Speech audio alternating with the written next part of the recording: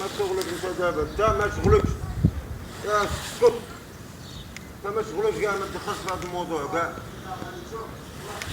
تدخل في الموضوع، اسكت الله يرحمك. هناك نزاع بين شركاء، اش بينك انت؟ كل واحد منهم كان يقطن في منزل حر، والآن أشركوهم في بيت واحد، وأصبح النزاع والمشاكل بين القاطنة مشاكل عديدة في هذه المساكن. الناس كانوا ينعمون على الأقل بالماء، ولو أنهم يضيئون بالطاقة الشمسية حفاظا على البيئة أو بالشمع،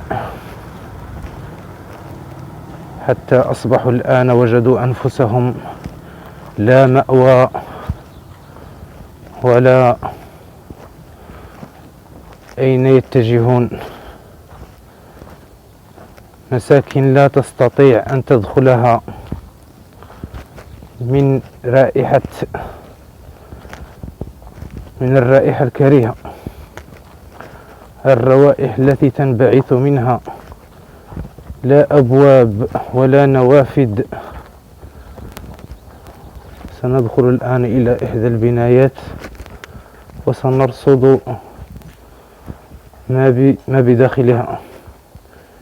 هذه هي البناية، جد خالية بالكامل.